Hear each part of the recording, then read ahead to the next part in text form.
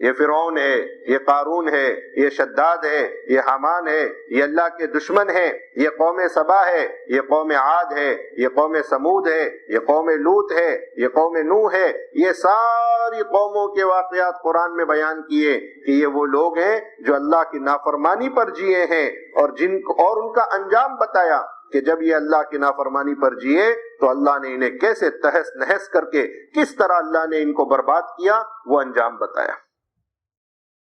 زندگی جینے کے دونوں راستے بتائے، ان راستوں پر چلنے والوں کی زندگیاں بیان کی، اور ان کا انجام اور ان کا ٹھکانہ کیا ہوا وہ بیان کیا. اور پھر انسان کو کہہ دیا، قیامت تک کے انسانوں کو، کہ اب تمہیں چھوٹ ہے، اب تمہیں چھوٹ ہے، اختیار ہے، کس راستے پر چلنا چاہتے ہو اپنے آپ خود طے کرو، خود طے کرو. لقد كان في قصصهم عبرة لأولي الألباب. اللہ فرماتے ہیں یہ قرآن یہ کوئی قصے کہانیوں کی کتاب تھوڑی ہے، یہ قرآن کوئی قصے کہانی کی کتاب نہیں ہے. تو پھر اس میں یہ واقعات کیوں بیان کیے، یہ قوموں کے واقعات کیوں بیان کیے، ان قوموں کے تذکرے کیوں کیے گئے؟ اللہ فرماتے ہیں کہ ان قوموں کے واقعات میں سبق ہے عقل والوں کے لیے، سبق ہے، تمہارے لیے رہبری ہے. راستہ دیکھو، سمجھو، انجام دیکھو، وقتی ضرورتوں کو نہ دیکھو. انسان کامیابی کس کو سمجھتا ہے؟ ہم اور آپ کامیابی کس کو سمجھتے ہیں؟ اللہ معاف کرے، کامیابی ہم نے ضرورتوں کے پورا ہونے کا نام سمجھ لیا. ایک آدمی کو اچھا کھانا مل گیا، وہ سوچتا ہے میں کامیاب. اچھا پہننے کو مل گیا، وہ سمجھتا ہے میں کامیاب. اچھا مکان مل گیا، وہ سمجھتا ہے میں کامیاب. یہ جو انسان کی 5 ضرورتیں ہیں، کھانا اور لباس اور مکان اور سواری اور بیوی، کہ یہ 5 ضرورتیں اچھی طرح پوری ہو گئی، آدمی سمجھتا ہے بس میں کامیاب ہو گیا. اور اگر یہ ضرورتیں کمزور ہو گئی، کھانے کو اچھا نہیں ملا، پہننے کو اچھا نہیں ملا، رہنے کو اچھا نہیں ملا، سواری اچھی نہیں ملی، بیوی اچھی نہیں ملی، تو آدمی سمجھتا ہے میں تو برباد ہو گیا، ناکام ہو گیا. ہم نے کامیابی ضرورتوں کو پورا ہونے کو سمجھا، حالانکہ یہ سب سے بڑا دھوکہ ہے. ضرورتوں کے اچھے سے اچھے پورے ہونے کا نام کامیابی نہیں ہے. کیوں؟ 2 وجہ سے. ایک وجہ سے تو یہ کہ ضرورتیں تو جانور کی بھی پوری ہو جاتی ہے، ضرورت تو جانور کی بھی پوری ہوتی ہے، وہ بھی کھا لیتا ہے، وہ بھی اپنا بدن ڈھک لیتا ہے، وہ بھی کہیں نہ کہیں ٹھکانہ لے لیتا ہے، اور وہ بھی جو ہے اپنی خواہش، اپنی شہوت کسی نہ کسی جانور سے پورا کر لیتا ہے. تو اگر ضرورتوں کا پورا ہونے کا نام کامیابی ہے تو ضرورت تو جانور بھی پوری کر لیتا ہے. اور دوسری بات یہ ہے کہ ضرورتوں کا پورا ہونے کا نام کامیابی نہیں، کامیابی نتیجے میں ہے کہ نتیجہ کس کا اچھا ہوتا ہے. آپ سچ بتائیے، ایک آدمی ہے، دنیا میں عیش کی زندگی ہے. کیسی زندگی ہے؟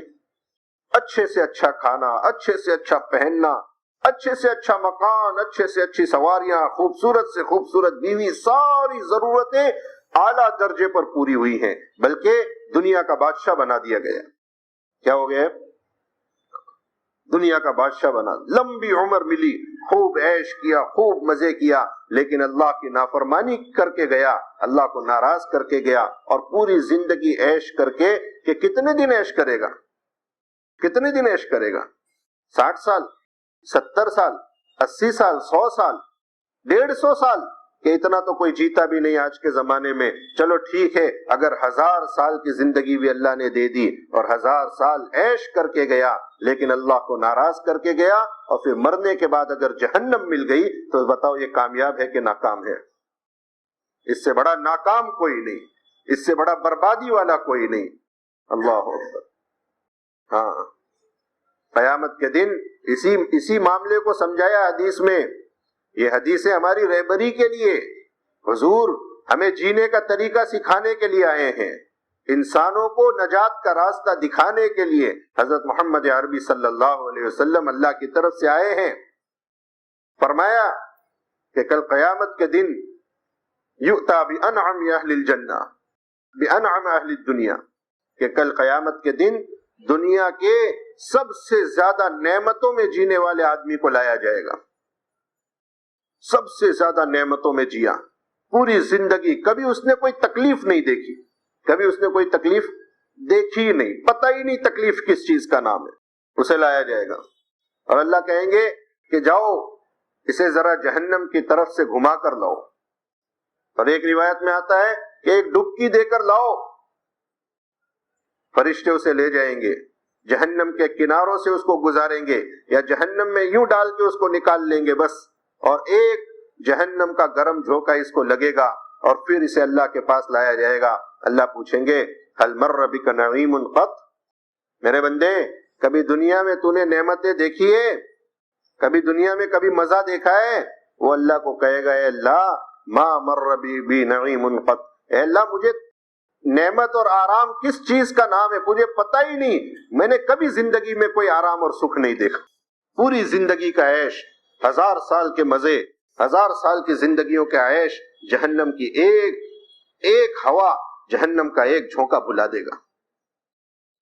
اور ایسے آدمی کو لایا جائے گا جو دنیا میں سب سے زیادہ تکلیفوں میں رہا ہوگا، سب سے زیادہ تکلیف میں، پوری زندگی تکلیفوں میں، نہ کھانے کو ملا، نہ رہنے کو ملا، نہ مکان ہی ملا، نہ کوئی چھپر ملا، یوں ہی روڈ پر یوں ہی زندگی گزار دی، لیکن اللہ کی فرما برداری پر جیا، سب سے زیادہ تکلیف میں زندگی گزاری، اس کو لایا جائے گا۔ اللہ کہیں گے میرے بندے کو ذرا جنت کا ایک چکر لگا کر لے آؤ، اسے لے جائیں گے فرشتے، جنت کے قریب سے گزاریں گے، جنت کی ایک ہوا کا جھونکا اسے چھو کر گزرے گا، جنت کی ہوا کا ایک جھونکا اسے چھو کر گزرے گا، پھر اسے پوچھیں گے اے میرے بندے کبھی تو نے تکلیف دیکھی ہے، کبھی تو نے تکلیف دیکھی ہے، تجھے تکلیف ہوئی ہے کبھی دنیا میں؟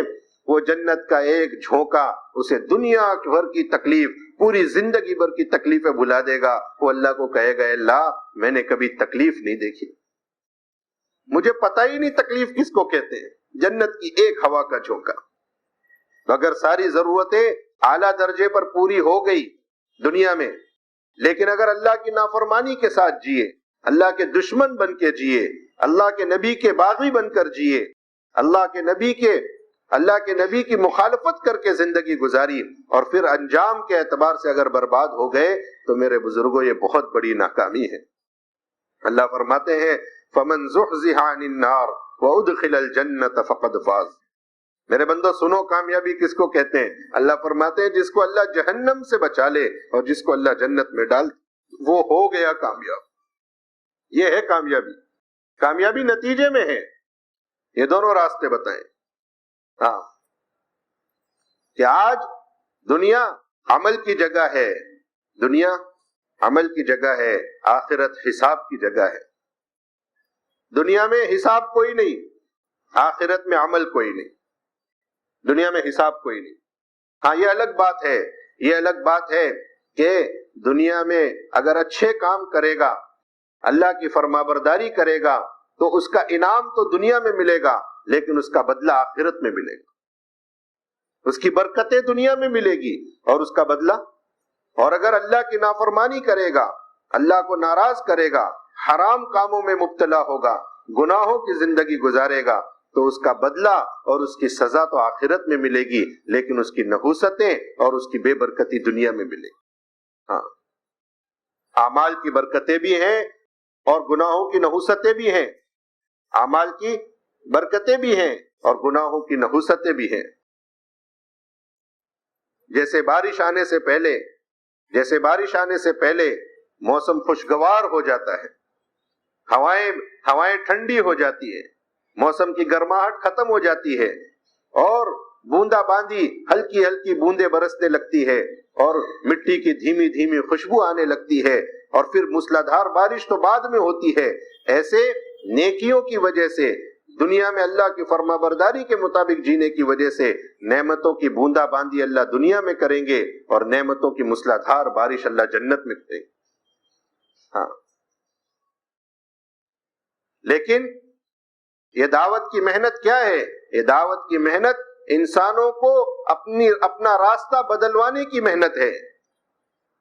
دعوت کی محنت انسانوں سے ان کا راستہ بدلوانے کی محنت ہے کہ جو اللہ کی مرضی ہو، اللہ کے حکم کے خلاف زندگی گزارنے والے راستوں پر چلے گئے ہیں، جو فرعون کے راستے پر چل پڑے ہیں، جو اللہ کے دشمنوں کے راستوں پر چل پڑے ہیں اور وہ جہنم کے کناروں تک پہنچ چکے ہیں، دعوت کا کام کیا ہے؟ ان کے پاس جا جا کر ان کی خوشامدیں کر کر کے ان کو سمجھا بجھا کر ان کا راستہ بدلوانا اور ان کو اللہ والے راستے پر لا کر کھڑا کرنا۔ حضور پاک علیہ الصلوۃ والسلام فرماتے ہیں کہ تم جہنم کے کناروں پر کھڑے ہو، میری مثال اور تمہاری مثال ایسی ہے جیسے کہ ایک آدمی نے کوئی آگ جلائی، جب آگ جلتی ہے تو پروانے اس کے ارد گرد آ جایا کرتے ہیں۔ آپ نے دیکھا ہوگا چھوٹے چھوٹے کیڑے مکوڑے آگ پر آ کر چاروں طرف سے منڈراتے ہیں اور وہ اسی آگ میں گر گر کر جل کر ختم ہو جاتے ہیں۔ حضور نے فرمایا کہ میری اور تمہاری مثال ایسی ہے جیسے کہ ایک آدمی نے آگ جلائی، پروانے چاروں طرف سے اس آگ میں گر رہے ہیں اور وہ اپنے ہاتھوں سے ان کو ہٹا رہا ہے، بچا رہا ہے، لیکن وہ کیڑے مکوڑے اس سے چھوٹ کر اس آگ میں گرے جا رہے ہیں۔ حضور نے فرمایا تم سارے کے سارے جہنم کی طرف دوڑے جا رہے ہو، تم اللہ کی نافرمانیوں والے راستے پر جا رہے ہو، میں تمہاری کمر پکڑ پکڑ کے تمہیں کھینچ رہا ہوں، وَأَنَا آخُذُكُمْ بِحُجَزِكُمْ، اور میں تمہاری کمر پکڑ پکڑ کے تمہیں جہنم سے بچانے کی کوشش کر رہا ہوں، اور تم میرے ہاتھ سے چھوٹے جا رہے ہو، تم چھوٹے جا رہے ہو میرے ہاتھ سے۔ حضور کی بے چینی کو، اللہ اکبر، حضور کی بے چینی اور حضور کا امت کے لیے رحم اور حضور کی امت کے لیے شفقت کو اس حدیث میں بیان کیا گیا کہ جیسے ایک آدمی کے سامنے کوئی گڑھا جل رہا ہو اور اس میں آگ لگی ہوئی ہو، کوئی بڑا آگ کا گڑھا ہو اور کوئی آدمی انجانے میں اس آگ کی طرف جا رہا ہو اور وہ آدمی اس کو بچانے کی کوشش کر رہا ہو، کھینچ رہا ہو، اس کو سمجھا رہا ہو، اس کو بلا رہا ہو، اور وہ انجانے میں اسی آگ میں گرتا چلا جا رہا ہو، کیسے اس بچانے والے کے دل کی بے چینی ہوگی اور کیسے اس کے اندر ایک فکر امڑ رہی ہوگی اور کیسے اس کا دل بے چین ہوگا کہ میں کیسے اس کو بچا لوں۔ فرمایا حضور پاک علیہ الصلوۃ والسلام کی فکر اس آدمی کی سی فکر ہے جو کسی کو آگ میں گرنے سے بچا رہا ہو۔ ہاں، حضور جنت اور جہنم کو اپنی آنکھوں سے دیکھ کر آئے، حضور جہنم کے عذاب کو اپنی آنکھوں سے دیکھ کر آئے ہیں معراج کے شب میں، اس لیے حضور کو پتا ہے کہ تم اللہ کی نافرمانی کر کے کہاں جا رہے ہو، تم اللہ کو چھوڑ کر کون سے راستے پر جا رہے ہو۔ اس لیے اللہ کے نبی پاک علیہ الصلوۃ والسلام ایک ایک کی فکر کر رہے ہیں، ایک ایک کی فکر کر رہے ہیں۔ ہاں، اتنی مرتبہ جا رہے ہیں، اتنی مرتبہ جا رہے ہیں ایک ایک کو سمجھانے کے لیے، دعوت دینے کے لیے، کہ وہ خود ہی ابو جہل ایک مرتبہ کہنے لگا اللہ کے نبی کو، اے محمد ابھی تم کتنی مرتبہ آؤ گے ہمیں سمجھانے کے لیے؟ بس ہو گیا، ہم ہر مرتبہ تمہیں ایسا ذلیل کر کے بھیجتے ہیں اور اتنا تمہارا مذاق اڑاتے ہیں اور اتنا تمہیں دھکے دیتے ہیں، اور ہم یہ سوچتے ہیں کہ بس اس کے بعد اب یہ آدمی کبھی نہیں آئے گا، لیکن پھر تم ہمیں سمجھانے آ جاتے ہو۔ بس ہو گیا، بس ہو گیا۔ اور اگر تم یہ چاہتے ہو کہ ہم گواہی دے دیں کہ تم نے ہم تک اللہ کا دین پہنچا دیا، تو ہم گواہی دینے کو تیار ہیں کہ بس تم نے ہم تک اللہ کا پیغام پہنچا دیا، بس کرو۔ لوگ اکتا گئے، لوگ حضور کو روکنے لگے، اللہ کے نبی نے محنت نہیں چھوڑی۔ کیوں؟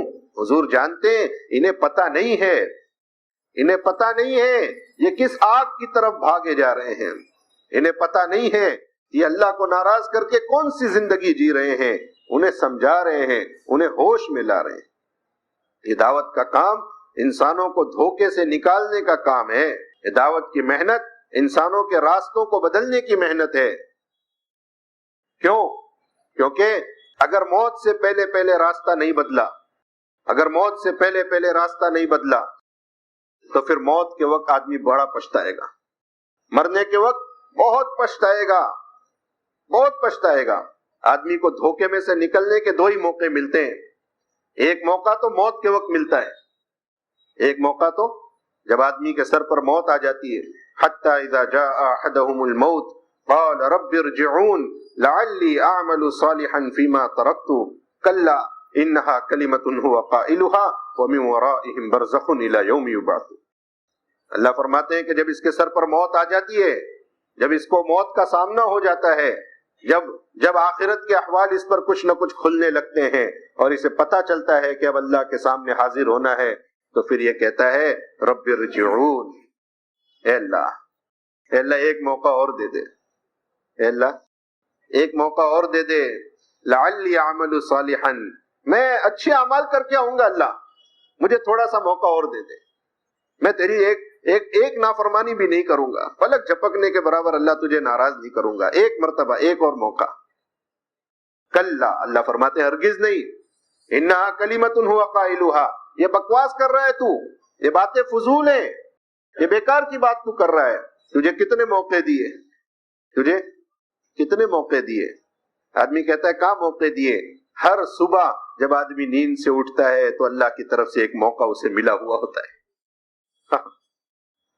کیا دعا پڑھتے ہیں؟ الحمدللہ الذی احیانا بعدما اماتنا والیہ النشور، کہ موت کی بہن تھی نیند تو، کہ سو گیا تو آدمی ایسا ہے جیسے کہ مر گیا، سو کر اٹھا تو دعا پڑھتا ہے تمام تعریفیں اس اللہ کے لیے ہے جس نے ہمیں مرنے کے بعد دوبارہ زندہ کیا۔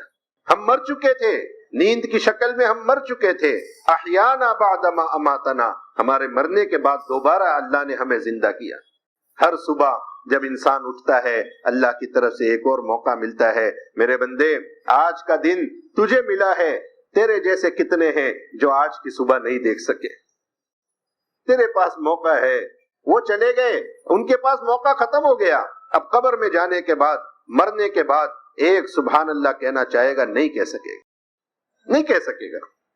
ابھی تیرے پاس وقت ہے، آج کا دن تجھے ایک موقع ملا ہے، وَإِلَيْهِ النُّشُورُ، آج تو موت کی شکل میں، نیند کی شکل میں مر کر واپس اٹھ گیا ہے، ایک دن وہ آنے والا ہے کہ جب تو اللہ کے سامنے حاضر کیا جائے گا، پھر وہاں سے واپسی کی کوئی شکل نہیں ہوگی۔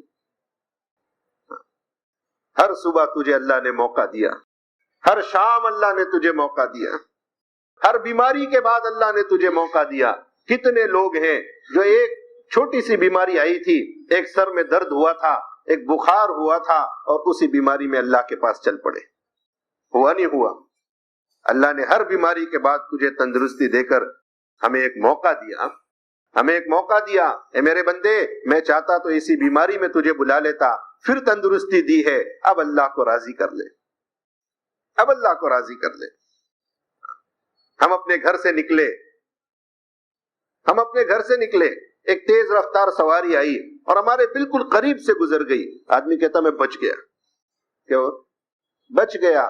بچ نہیں گیا، اللہ نے ایک اور موقع دیا ہے۔ میرے بندے، یہ 2 انچ ادھر سے جانے والی گاڑی 2 انچ ادھر سے جا سکتی تھی، آج تیری زندگی کا آخری دن ہو سکتا تھا، آج بھی اللہ نے تجھے ایک موقع دیا ہے، کر لے۔ تیرے بال سفید ہونے لگ گئے، یہ اللہ کی طرف سے اعلان ہے کہ اب جلد ہی تو اللہ کے پاس جانے والا ہے، اب اللہ کے پاس حاضر ہونے کی تیاری کر لے۔ تیرے گھر میں بچہ آ گیا، تیرے گھر میں پوتا آ گیا، تو دادا بن گیا، نواسا بن گیا، یہ بھی اللہ کی طرف سے ایک اعلان ہے کہ میرے بندے اب تیرا وقت آنے والا ہے، اللہ کی طرف آنے کی تیاری کر لے۔ بہت موقع ملتے ہیں انسان کو، لیکن غفلت میں ہے، غفلت میں ہے، ایمان کے حلقوں سے دور ہے، تعلیم کے حلقوں سے دور ہے، مسجدوں سے دور ہے، کوئی سمجھانے والا ہی نہیں، کوئی سمجھانے والا ہی نہیں۔ کس کو پڑھی ہے آج دنیا میں؟ کس کو پڑھی ہے؟ یہاں تو اولاد کو اپنے باپ کی نہیں پڑھی ہے۔ ہاں، یہ مطلب کا زمانہ ہے، یہ مطلب کی دنیا ہے، ہر آدمی اپنے مطلب کے لیے دوسروں سے تعلق رکھتا ہے، کوئی کسی کی فکر نہیں کرتا، یہاں تک کہ یہ مر جاتا ہے، مرنے پر جب موت اس کے سامنے آتی ہے تو انسان کہتا ہے اللہ ایک موقع اور دے دے، اب موقع کوئی نہیں ملنے والا، گیا، ہاتھ سے گیا موقع۔ تو دھوکہ کھلتا ہے موت کے وقت، لیکن وہ دھوکہ کھلنا کسی کے کوئی کام نہیں آئے گا۔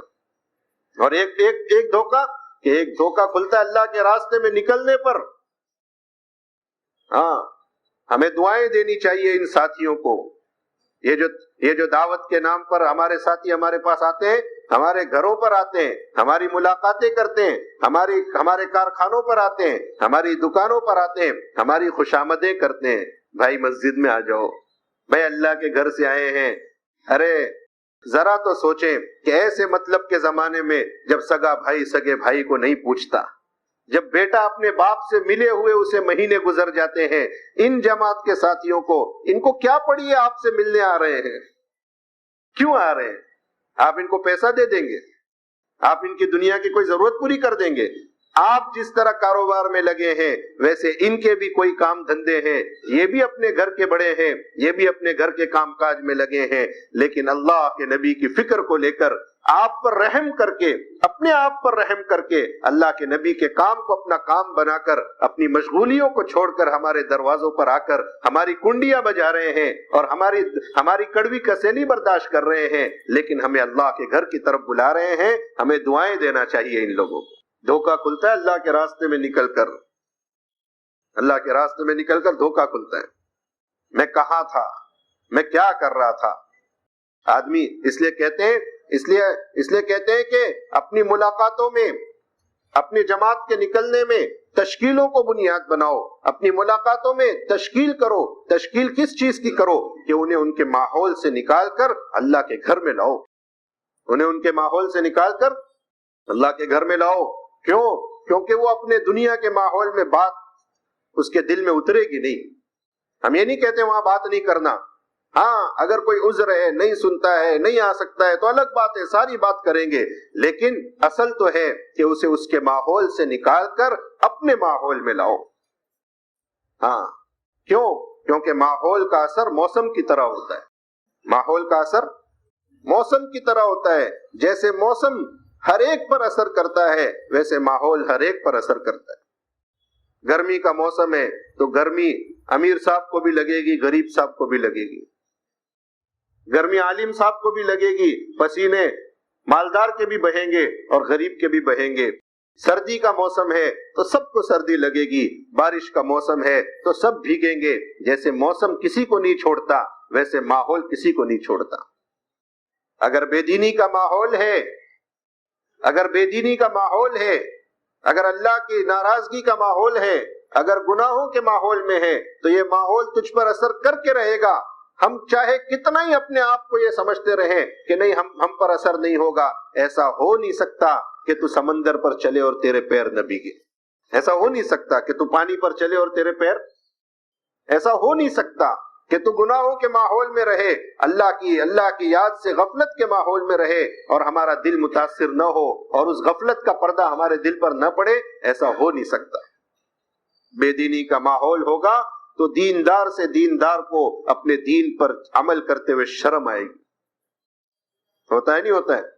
آپ دیکھو، آپ کے دلی میں آپ کو بہت سے محلے ایسے مل جائیں گے، شہروں میں جا کر دیکھو، ایسی ایسی کالونیاں، ایسے بلڈنگیں آپ کو مل جائیں گی جہاں پر غیروں کا ماحول ہے، ایمان والے اکا دکا ہے، اللہ کی نافرمانیوں کا ماحول ہے۔ اب یہ مسلمان ماں باپ کی اولاد اور یہ سنت میں باہر نکلتے ہوئے اسے شرم آتی ہے، نبی کا چہرہ بناتے ہوئے شرم آتی ہے۔ کیوں؟ کیونکہ آس پاس کا سارا ماحول اس دینداری سے خالی ہے۔ تو جب بے دینی کا ماحول ہوگا تو دیندار کو دین پر عمل کرتے ہوئے شرم آئے گی، اور جب دینداری کا ماحول ہوگا تو بے دین کو بے دینی کرتے ہوئے شرم آئے گی۔ آپ سچ بتاؤ، اگر اذان کے وقت یہ ساری دکانیں بند ہو جائیں اور لوگ سارے کے سارے مسجد میں آ جائیں، ایک دکان کھلی رہ جائے تو دکان والا اپنے آپ میں شرمندہ ہوگا نہیں ہوگا؟ یہ سارے بھی تو اللہ کے بندے ہیں، یہ سب بھی ایمان والے ہیں، یہ اللہ کی پکار پر مسجد میں چلے گئے اور میں دکان کھول کر بیٹھوں، ہوگا نہیں ہوگا؟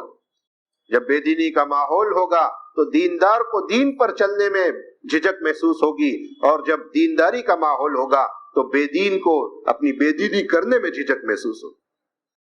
صحابہ نے ماحول بنایا، حضور پاک علیہ الصلوۃ والسلام نے مدینے کا ماحول بدلا، مدینے کا ماحول بدلا، اور ایسا ماحول بدلا، ایسا دینداری والا معاشرہ، ایسی دینداری کی فضا بنائی کہ منافق جن کے بارے میں یہ معلوم تھا اور جن کے بارے میں پتا تھا کہ جھوٹے مسلمان ہیں، وہ ان منافقوں کی ہمت نہیں تھی کہ وہ جماعت کی نماز چھوڑ دے۔ ہاں، ہمارے دعوت کی محنت لوگوں کے ماحول کو بدلنے کی محنت ہے، اس لیے کہتے ہیں تشکیل کے وقت ان کو ان کے ماحول سے نکال کر لاؤ، ان کو ان کے گھروں سے نکال کر لاؤ، ان کو اللہ کے گھر میں لاؤ۔ کہاں لاؤ؟ اللہ کے گھر میں لاؤ۔ کیوں؟ کیونکہ زمین پر سب سے اچھی جگہ، احب البلاد الی اللہ مساجدہا، سب سے زیادہ زمین پر جو اچھی جگہ، اللہ کو محبوب جگہ ہے، وہ اللہ کے گھر مسجدیں ہیں۔ مسجدوں میں دل کی دنیا بدل جاتی ہے، مسجدوں میں دل پر اثر ہوتا ہے، دل بدل جاتے ہیں مسجد میں آ کر. ان کو اللہ کے گھر میں لاؤ. کیوں؟ کیونکہ زمین پر سب سے اچھی جگہ، احب البلاد الی اللہ مساجدھا، سب سے زیادہ زمین پر جو اچھی جگہ، اللہ کو محبوب جگہ ہے، وہ اللہ کے گھر مسجدیں ہیں.